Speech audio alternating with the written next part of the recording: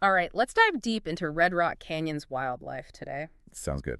I got this awesome YouTube video, and wow, the variety of life in that seemingly harsh environment is incredible.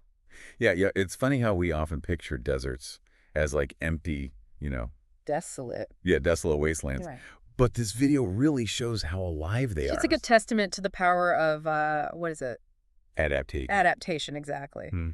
And speaking of adaptations, some of these creatures have some mind-blowing survival tactics, and that's what we're going to talk about. Yeah, we're going to cover everything from the amazing water-hoarding desert tortoise to the, how do I put this, interesting hunting style of the Gila monster. Sneak? There we go. Yeah. And what's really cool is how all of these adaptations kind of connect back to the larger desert ecosystem. Yeah. You know, the video highlights Red Rock Canyon as this protected area, and I think that's so important to think about. Yeah, it's like a giant natural laboratory where we can observe these creatures and learn how they not only survive but thrive in such a harsh environment. Exactly. So, Shall we? should we start with the desert tortoise? Sure. These guys can live to be 60 to 80 years old, which just blows my mind. It's amazing, right? Yeah. Like, imagine all the changes they must witness over that time. Yeah. And to survive that long in the desert, well, they've evolved some pretty remarkable adaptations. Yeah. One of the most fascinating is their ability to reabsorb water from their bladder. Hold on. Wait, they can reclaim water from their bladder? They can. Yep. That's crazy. It's how they can go 6 months, sometimes longer, without a single drink. Wow. That's essential in a place where water's so scarce. Right. That's so cool. It is. You know what else I found interesting about them? The observer effect.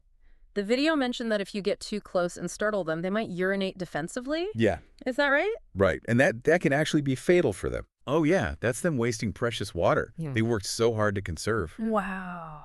Makes you think twice about getting too close, huh? Yeah, it really emphasizes the importance of observing wildlife responsibly, keeping a safe distance. Absolutely. So yeah, a zoom lens is a must for any wildlife photographer out there. Definitely. All right, let's shift gears a bit. Yeah. Talk about another resident whose survival is tied to water. Okay. The Pacific tree frog. Yeah. Now, you wouldn't expect to find amphibians thriving in the desert. You really wouldn't. You think of frogs, you picture lush rainforests Mm-hmm. or wetlands. Right. Not, Red Rock Canyon. But these tiny frogs, and I mean tiny, Yeah. they really show how adaptable life can be. Yeah. They might spend a lot of time hopping around on land, Yeah, but they absolutely need water for reproduction. that makes sense. Mm-hmm.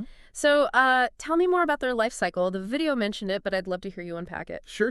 Yeah. It all starts with the eggs, which are laid in water. Then those hatch into tadpoles. Right. Those little swimming guys. Yeah. And eventually they go through metamorphosis, and those tadpoles become adult frogs ready to head back to land. It's like a miniature miracle happening right in the desert. I know, right? That's amazing. Yeah. All thanks to those little pockets of water. Exactly. Really highlights how everything is connected. It does. Okay, speaking of remarkable creatures, let's talk about the Gila monster. Okay. The video said it's the only venomous lizard in the entire United States. Yeah, that's right. And they are absolutely beautiful animals. They are. Those orange and black scales, just wow. Striking. Oh. Striking, yeah. Yeah, but beyond those scales, they're a creature perfectly adapted to the desert. Mm-hmm. So before we get into the venom, tell me about those adaptations. Well, for one, take a look at their claws. Yeah. Those aren't just for show. Okay. Those are powerful bigging tools, perfect for excavating burrows, Oh, okay. where they can escape the heat. Smart. Right. And then there's their sense of smell. Oh, yeah. Forget bloodhounds. A Gila monster can sniff out a tortoise nest from yards away. Seriously. Seriously. Ow. It's all thanks to that forked tongue, acting like a double sensor, picking up the faintest scent trails, Yay. flicking it in and out, gathering chemical cues from the air, leads them straight to their favorite snack, tortoise eggs. Oh, so that's where the venom comes in. You got it. I was wondering how they get past those tough tortoise shells. Yeah. So they're not hunting adult tortoises, but those claws and that venom are perfect for raiding the nests, huh? Exactly. Wow, that's fascinating. It really is. Predator-prey dynamics at their finest. Mm-hmm. Now, before we move on, tell me more about the Gila monster venom. Oh, yeah. The video said it's different from a rattlesnake's. It is. Yeah. You see, most people think of venom as just one thing, but it's way more complex than that. Okay. The Gila monster's venom is primarily a hemotoxin. Hemotoxin, meaning? It attacks the blood and tissues, Oh. causing intense pain and swelling. Okay. It's potent, but it's not designed to kill quickly. So it's more about incapacitating the prey than, instant death. Exactly. Gotcha. It makes sense when you think about what they eat. Raiding tortoise nests? Yeah, it doesn't require, lightning-fast reflexes or an instant kill. Right. It's about breaking down those eggs and getting to that nutrition. Makes sense. Those vibrant scales, they're like a warning, Oh, absolutely. Don't mess with me. Yeah. I'm packing a punch. It's like nature's way of saying, back off. Exactly. I'm dangerous. Right. All right, I know we have a lot more to cover, but I'm curious about the chuckwalla. The chuckwalla. Okay. The video mentioned it has a pretty unique defense mechanism. Oh, yeah. Something about inflating its body, is that right? Oh, yeah. The chuckwalla, they are masters of making themselves scarce. Oh, okay. When threatened, they wedge themselves under rocks and inflate their bodies. So nothing can pull them out. Nope. Wow, that's pretty clever. It is. It's like nature's version of a blow-up castle defense system. I like that. All right, we can't talk Red Rock Canyon without mentioning the burrows. Right. The burrows. How did they become such a big part of the landscape there? Well, it's actually a direct result of human intervention. Oh, really? Specifically, the 1971 Free Roaming Wild Horse and Burro Act. So they're not native? Not originally, no. Okay. They were introduced to the Americas by European settlers a long time ago. Oh, okay. But over time, they've really become part of the West, even symbols of the American West. Interesting. And that 1971 act basically gave them protected status, Okay. recognizing their cultural and historical significance. That's fascinating. So, Yeah. that protection comes with responsibility from us, right? Right. Like not feeding them, Yeah, even though they look cute, begging for a carrot. exactly. It might seem harmless, but feeding wild animals can have serious consequences. Like what? Well, it messes with their natural instincts. Instead of foraging for food, they start associating humans with handouts. Right. So they become less wary of people. Exactly. And that can be dangerous for both the animals and us. I see. So it's not just about them wandering into roads. Right. It's about that habituation. Yeah, exactly. Okay. So admiring them from afar is the best way to show our appreciation. Absolutely. All right. Now, I know this might be a topic some listeners are a bit wary of, I understand. but we have to talk about rattlesnakes. Right. The video highlighted two species in Red Rock Canyon, the Mojave and the Panamint rattlesnakes. Mm-hmm. So, what can you tell us about these venomous reptiles? Well, first off, it's important to remember they're not out to get us. Okay. They're just trying to survive, Hmm. like everyone else. But their venom, that's pretty dangerous, right? It can be, yeah. Okay. But it's not all the same, Yeah. Each species has its own unique venom. Oh, okay. Like the Mojave rattlesnake, it's known for its neurotoxin. Yeah, it can affect the nervous system, leading to paralysis, even respiratory failure. Wow. That's scary. It is serious. Yeah. What about the Panamint? The Panamint, yeah, what kind of venom does it have? Theirs is mostly a hemotoxin.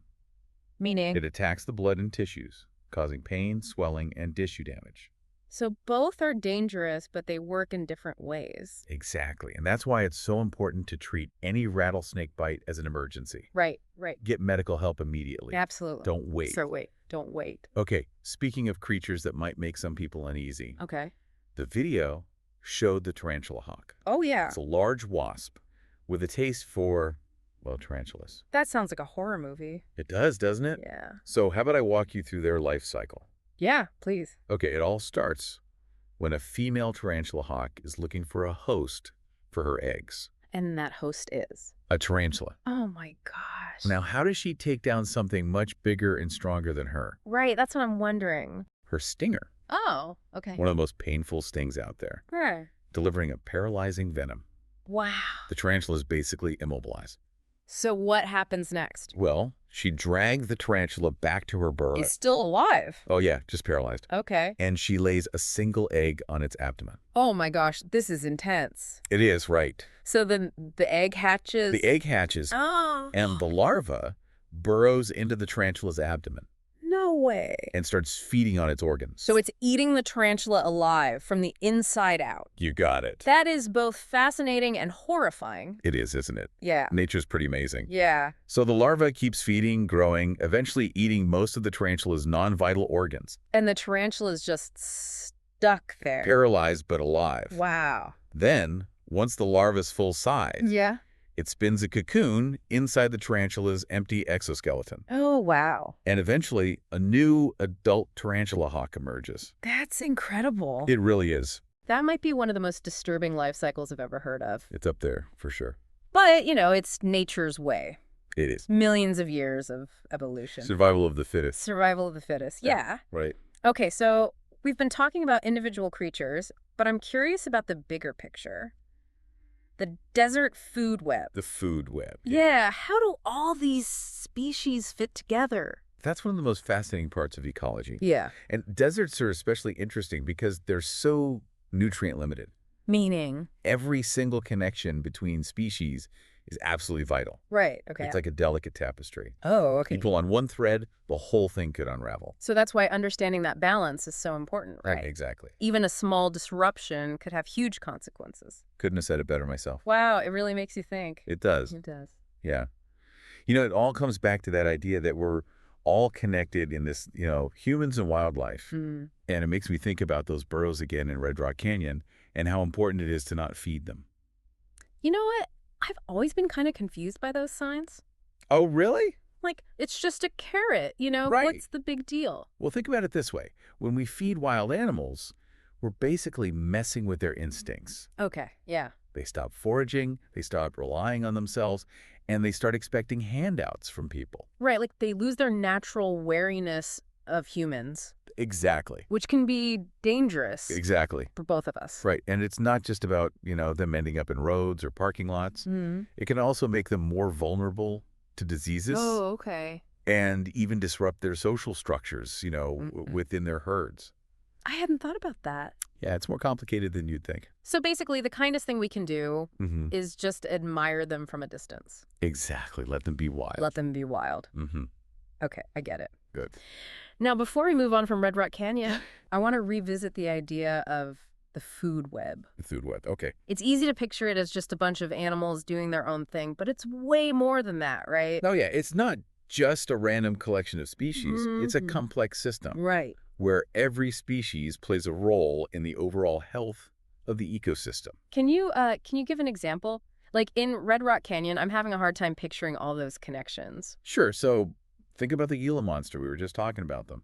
Right, with the venom and the tortoise eggs. Exactly. Their survival depends on tortoise nests. Yeah, those eggs are their main food source. Right. But how many tortoise nests there are? Yeah. That depends on the tortoise population. Okay. And those tortoises rely on a healthy plant community, for food and shelter. So it's like a chain reaction. It is. One thing affects the other. Exactly. The Gila monster's survival is tied to the tortoises, which are tied to the plants. Wow. And that's just one small example. There are so many other connections. Predator-prey relationships, competition for resources, symbiotic partnerships. It's a lot to take in. It really is. It's kind of like, what's that game, Jenga? Jenga, yeah. You pull out one piece and the whole thing can collapse. Exactly. One small change can have huge consequences. So what kind of things can disrupt this balance, this Jenga tower? Well, there are a lot of factors, Mm-hmm. like habitat loss. Okay. Development can fragment the landscape, isolate populations, making it hard for animals to find food, mates, shelter. Right, right. And what about introducing species that don't belong? Invasive species. Yeah, invasive species. Oh, yeah. Those can cause huge problems. In what way? They can outcompete the native plants and animals for resources, Oh, okay. disrupt the food web, introduce diseases. That's a lot. It is. And then, of course, there's climate change. Yeah, that's the big one, right? It's a game changer. Yeah. It's already messing with weather patterns, water availability, and it's only going to get worse. It's a lot to think about. It is. It is, but I guess what I'm hearing is Mm. it's not just about protecting individual species. It's Yeah. about protecting the whole system. It's about protecting the web of life. Exactly. Yeah, the web of life. All those connections that make ecosystems so unique. So we're not just passive observers of this web. No, we're not. We're part of it. We are. And our choices affect it. Every single choice. That's a pretty powerful thought. It is. It is. It really is. So even though we might not live in Red Rock Canyon, Mm. our actions can still have an impact. Oh, absolutely. Think about that. Yeah. The products we